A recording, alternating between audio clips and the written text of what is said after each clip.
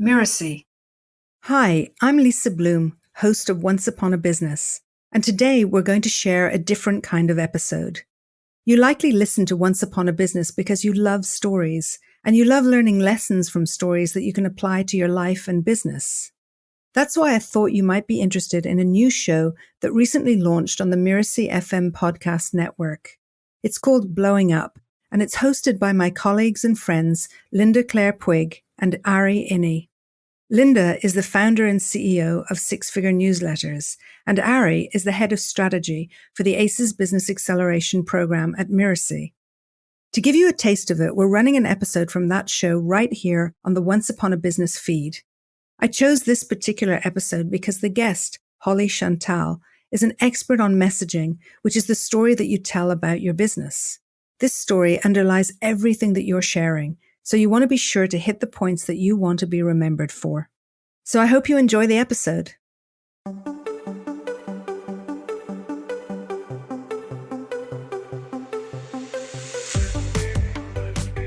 I was hitting $10,000 months and then $20,000 months. And that lasted for a few years and continually doubling and tripling revenue on my way to seven figures. Like, rah, rah, I'm almost 30. I'm going to be at seven figures. I'm going to be on all those lists in the magazines.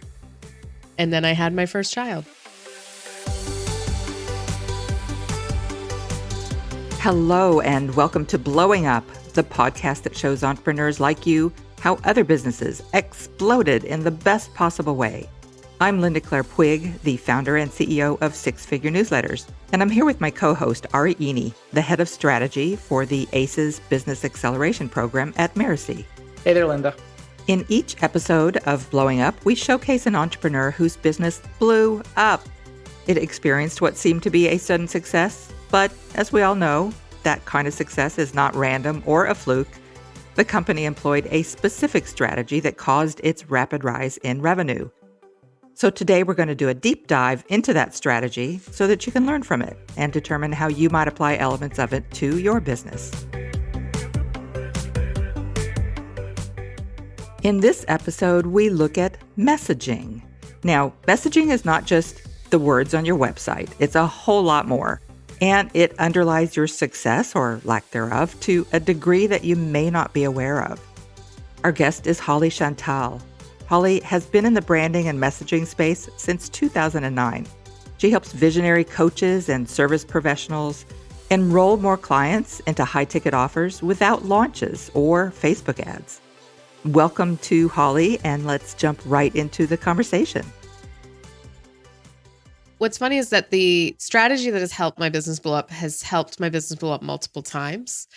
I feel like many entrepreneurs, we have ups and we have downs, and it's kind of like that next breakthrough. You feel like you've blown up and made it all over again. Right. And each and every time what it's come down to is really honing in on what is that right offer for the right audience, and how do you position it? I'm glad that you said something about ups and downs. I think of it as expansion and contraction. Yeah. And I know that when it first happened for me, it was a little freaky. It's scary when things are going really well, and then all of a sudden it's like you're kind of looking back and realizing, okay, I've plateaued, things are not growing as much as they were, and then they may even start declining. And I find that this happens for a couple of reasons. One, sometimes you're reaching an upper limit. And when you hit that upper limit in your business, it's actually an upper limit within you, what you actually believe is possible.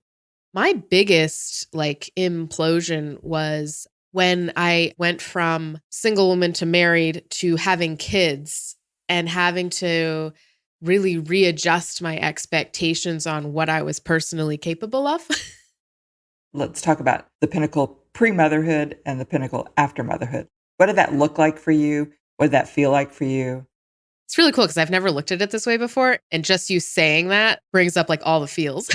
I was 24 and had zero life experience, had just come out of grad school and wanted to help people build websites and market online. Within just a few months, I was booked solid. I was hitting $10,000 months and then $20,000 months. And that lasted for a few years and continually doubling and tripling revenue on my way to seven figures.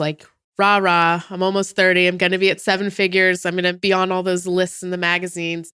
You know that image of a woman standing on top of a mountain with her hands spread up and her legs spread apart, and it's just like, yeah, it's I like own I the can do no world. wrong. Like this is Yeah. I'm queen of the world. This is amazing. Right. And then I had my first child. So that was the first pinnacle, and that was pretty sweet. And then the second pinnacle is much more recent. It required a lot of, like I said, like shedding of the layers, shedding of the shoulds, and really readjusting expectations.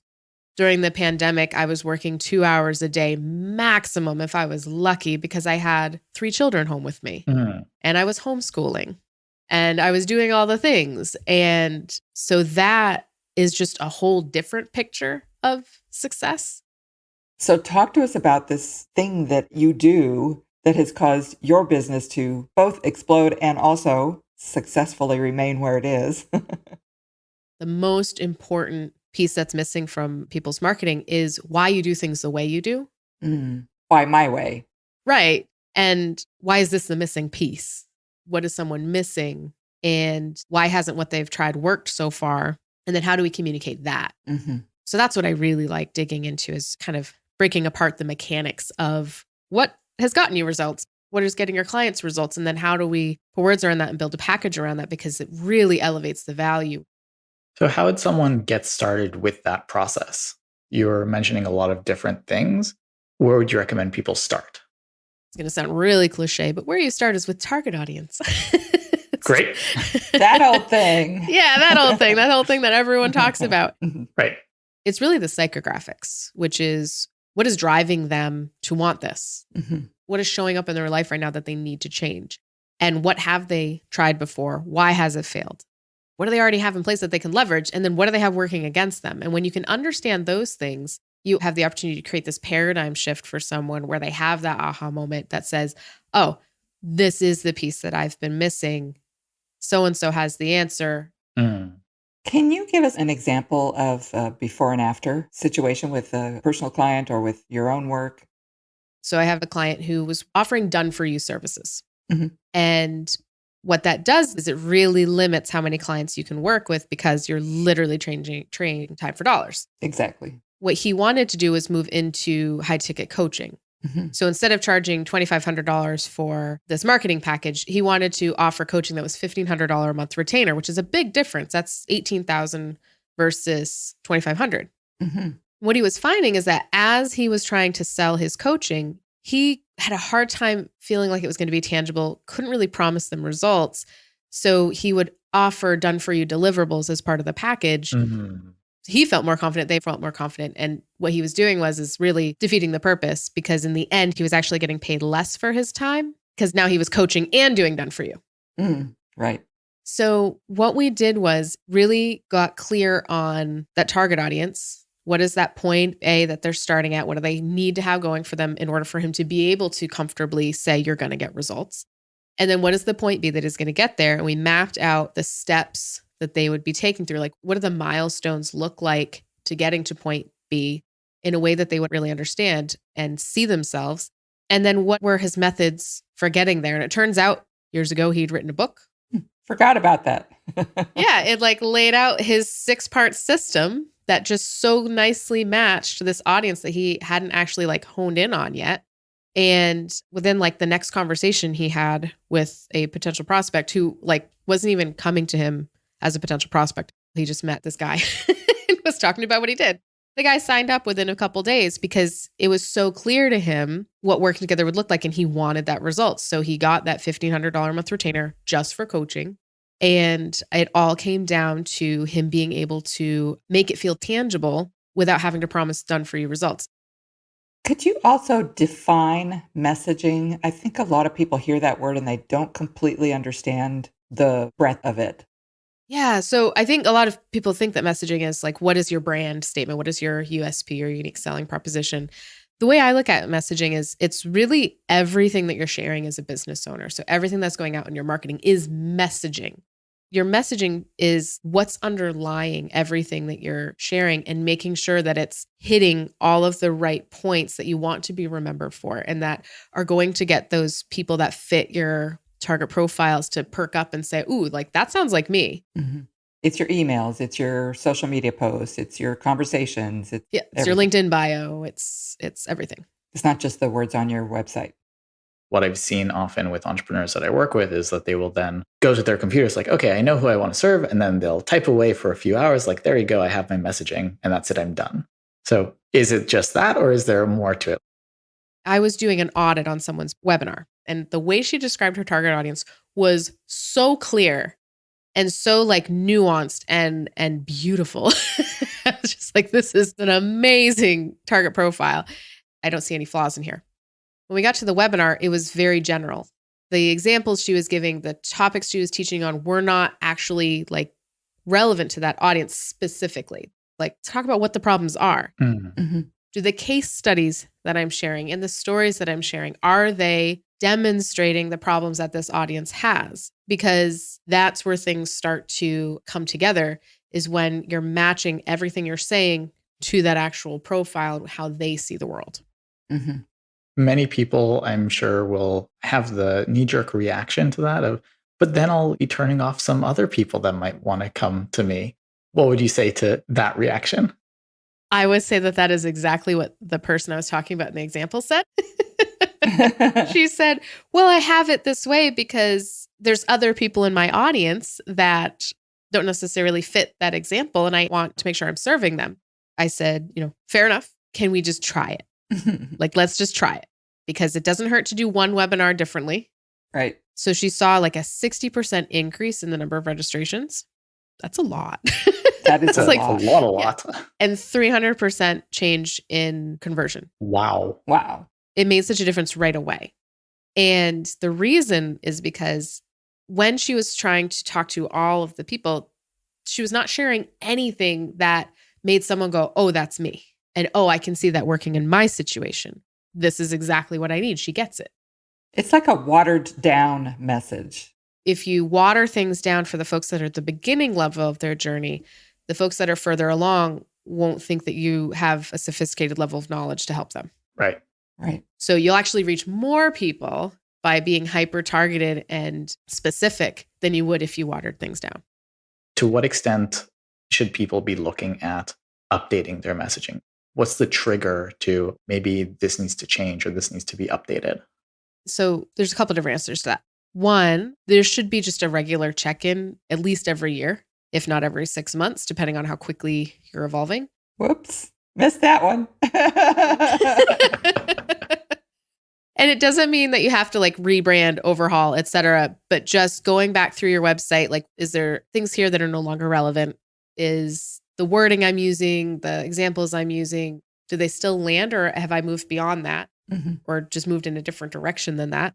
Regular checkups. And then if you find that you're starting to hit a plateau, or webinars that you've done before stop working, that's a point that you should think, okay, what's going on here? Is there something different? Mm. There's one other thing, and that is when someone has been achieving and then actually finally fulfills a dream. What I've noticed with friends and myself personally is after achieving that dream and being able to say, done that, that there is a lull at some point where you're kind of lost and casting about adrift. Have you ever seen that or experienced that? You guys are bringing up such awesome examples. When someone's growing their business, they're often focused on just the next step. Mm-hmm. And once you've reached that, kind of come up for air and you look around, it's like, maybe this isn't actually what I wanted. I had a client that needed to get to a certain number a month. And so we did all the things, created the programs, did the messaging, did the marketing, got her to that point. And she's like, okay, well, now that the financial stress is gone, I'm realizing I hate this. Oh, no. And I don't want to do this work. Like, what do I do? And fortunately, we were working together over long term. So we were able to like, okay, well, let's look at what you actually want to do. Because in my opinion, everything is possible. Like, I agree. I can find like 10 different ways to make anything work, which is why I tell my people, like, dream big. Yeah. Because like, this is going to be way easier than you think it's going to be. And you need to make sure you're creating something that you want. In my experience, in that situation where someone goes off and bangs out their messaging and then puts it out there, sometimes it's too general, but sometimes it's not necessarily too general, but it still falls flat. It's not resonating for whatever reason. How would you approach problem solving that situation? We always start with, okay, who is it that you want to work? Who's that ideal dream unicorn client? Mm. And then I look at their marketing through the lens of what does that person want? What are they experiencing? Mm-hmm. And 9 times out of 10, there's just a mismatch between the examples, the topics. Sometimes it's like really small words. I use this example sometimes. The word overwhelmed is very different than the word frustrated, but they can be used interchangeably. Are you frustrated with your marketing? Or are you overwhelmed with your marketing? To me, they're very different. Right. I find that a lot of folks use overwhelmed. And what that speaks to is being frozen, not knowing what to do, not knowing what the next step is. Right.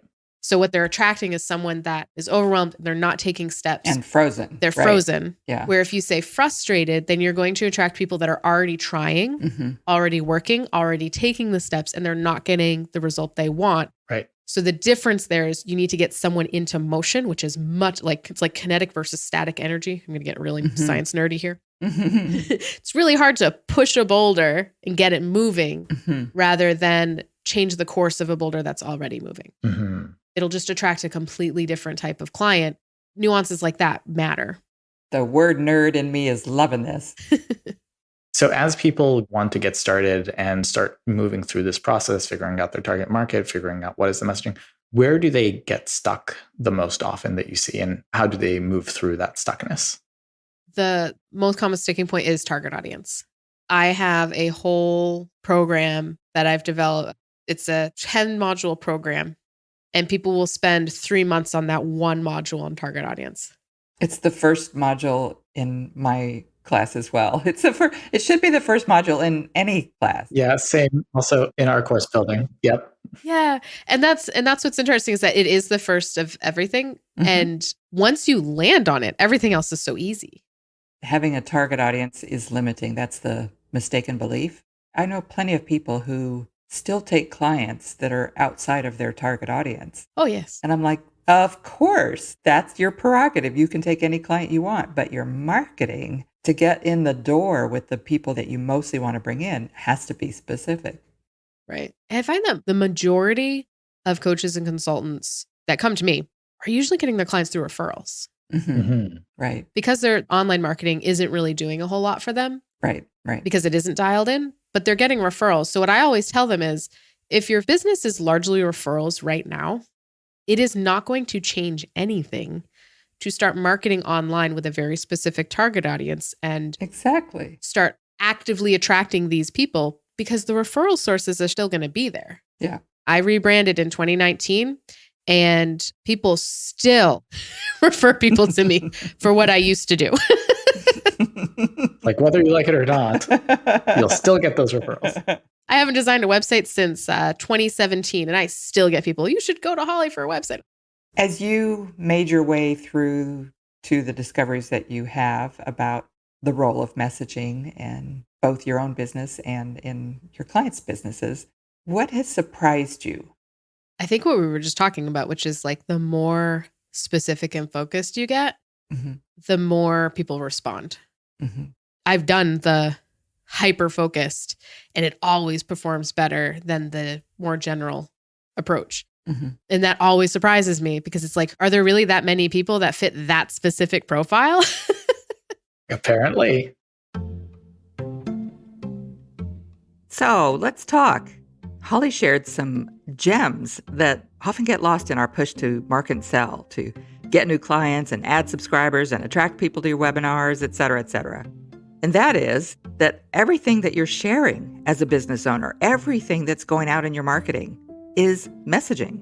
So make sure that it's hitting all of the right points that you want to be known for.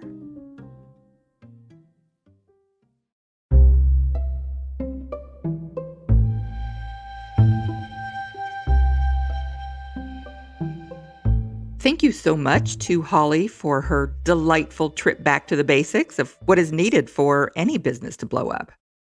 And be sure to get Holly's gift to you, the Buyer's Arc. It's a 25-page marketing guide that will help you quickly turn lookers into buyers by empowering your prospects.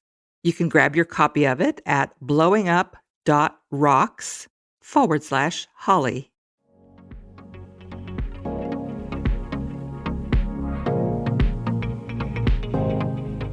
This episode of Blowing Up was produced by Linda Claire Puig. Cynthia Lam is our managing producer, and Danny Eni, our executive producer. Post-production is by Post Office Sound. To make sure you catch all the really great episodes of Blowing Up, follow us on Apple Podcasts, Spotify, or wherever you're listening right now. And if you like the show, we'd love it if you could leave us a starred review or share the show with a friend. Thank you for listening, and we'll see you next time.